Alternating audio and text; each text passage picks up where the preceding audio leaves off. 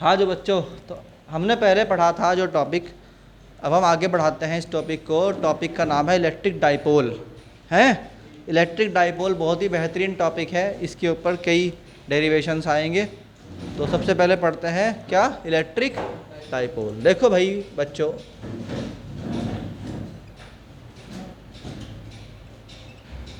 Electric dipole, इसके words, इसके जो है वर्ड से ही समझ में आ रहा। इलेक्ट्रिक का मतलब तो चार्ज से है, और डाइपोल का मतलब होता है दो पोल। डाई का मतलब दो और पोल का मतलब पोल।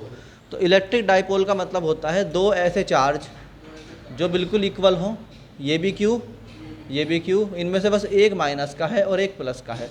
फिजिक्स के अकॉर्डिंग माइनस का चार्ज हमेशा लेफ्ट में लिखा जाएगा और प्लस का चार्ज हमेशा राइट में लिखा जाएगा। तो उसके बाद जो है यहाँ पर लेंथ ले लो, इसका एक सेंटर भी होता है ओ। क्या होता है, यानी बिल्कुल बीच में जो इनकी लाइन होती है, उस लाइन के बिल्कुल बीच वाले पॉइंट को ओ बोलते हैं, यानी सेंटर ऑफ डाइपोल बोलते हैं। क्या बोलते हैं बच्चों, सेंटर ऑफ डाइपोल बोला जाता है इसको। एंड यहाँ जो लेंथ होती है, इधर भी एल इधर भी एल, तो लेंथ ऑफ डाइपोल कितनी हो गई, लेंथ ऑफ डाइपोल जो है वो कितनी हो गई, दैट इज़ 2L।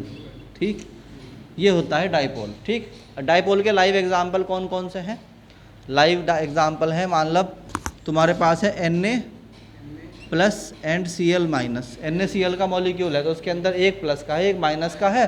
तो जब तुम इसे फिजिक्स की लैंग्वेज में लिखोगे तो Cl minus and Na plus लिखोगे इसको ऐसे, क्योंकि फिजिक्स में क्या होता है, हमेशा लेफ्ट में लिया जाता है नेगेटिव साइन को।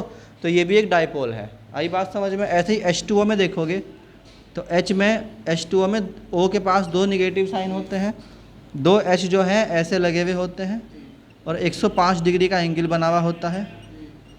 और यहाँ पर जो है एक निगेटिव एक पॉजिटिव, एक निगेटिव एक पॉजिटिव, तो एक पोल डाइपोल ये हो गया, एक डाइपोल इधर हो गया। बात समझ में आ रही है कि नहीं आ रही।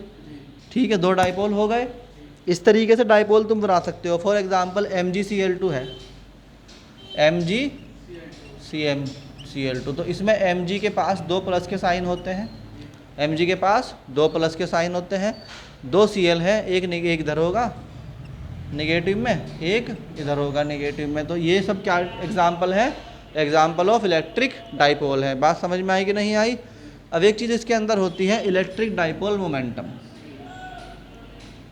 क्या होती है भाई, इलेक्ट्रिक डाइपोल मोमेंटम।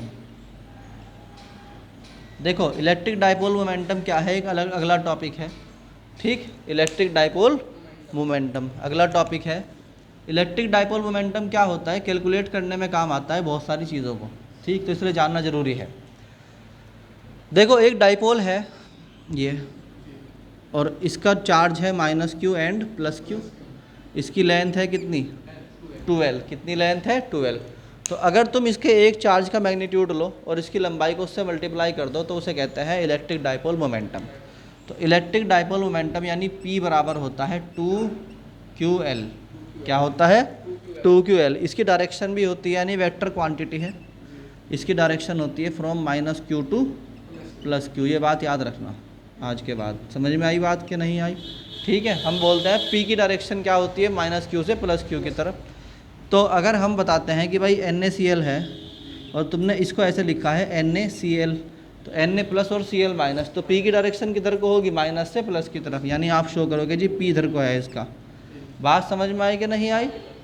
उसके बाद जो है क्या करो, O ऐसे है ऐसे है, इधर की तरफ को इधर की तरफ को, उसमें क्या होता है देखो, तो ये दो डाइपोल हो गए, एक डाइपोल इधर को चला गया एक इधर को चला गया, तो इनकी डायरेक्शन क्या, इनके बीच में एंगल कितना है, 105। तो इस तरीके से डाइपोल जो होते हैं वो अलग अलग डायरेक्शन में होते हैं, उनके बीच में एंगल भी होता है। अब देखो तुम्हें पता है कि अगर एक एग्जांपल ले लूँ मैं यहीं के यहीं, मान लो कि ये कहा गया कि एक डाइपोल है P, उसकी वैल्यू है 2, और एक डाइपोल है P1 और ये हो गया P2, इसकी है 3, और इनके बीच में एंगल है 30 डिग्री। ठीक है, तो ये पूछा गया है, या इनके बीच में एंगल ले लो 60 डिग्री, और ये पूछा गया है कि बताओ what is the resultant dipole momentum. तो डाइपोल मोमेंटम दे रखा है, एक डाइपोल का 2, एक का 3 और एक का, और उनके बीच में एंगल कितना है 60। यानी ये इस तरीके से है कि एक डाइपोल मोमेंटम तो हो गया P1, एक डाइपोल मोमेंटम कितना हो गया P2, इनके बीच में एंगल थीटा जो है वो कितना हो गया 60 डिग्री। तो रिजल्टेंट वेक्टर का फार्मूला याद है किसी को? R बराबर क्या होता है बताओ? रिजल्टेंट ऑफ टू वेक्टर का फार्मूला याद है? a square plus B square plus 2ab cos theta. आज के बाद याद रखना इसको, क्या होता है? a square plus B square plus 2ab cos theta. समझ में आई कि नहीं आई?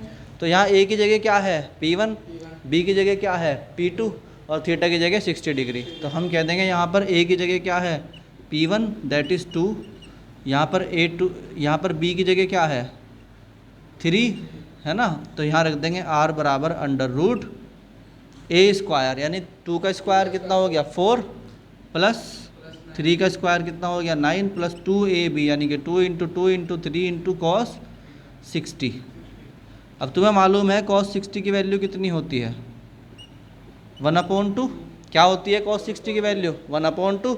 तो 1/2 जो है उसे रख देंगे तो r बराबर कितना हो जाएगा अंडर रूट में 4 प्लस 9 प्लस 2 2 जा 4 3 जा 6 नहीं 4 3 जा 12 इंटू 1/2। ये चला गया कितनी बार इससे 6। तो कुल मिला के r यानी कि रिजल्टेंट जो है वो आ गया हमारा अंडर रूट में 4 और 9 कितने होते हैं 13 और 6 कितने हो गए 19। तो इसका आंसर आ गया अंडर रूट में 19। ठीक है, यूनिट क्या होती है इसकी कोलाम इंटू मीटर। ये सेंटीमीटर नहीं है, कोलाम इंटू मीटर है। क्या है कोलाम इंटू मीटर है। तो ये था डाइपोल मोमेंटम। बात समझ में आई कि नहीं आई? आ गई? चलो अच्छी।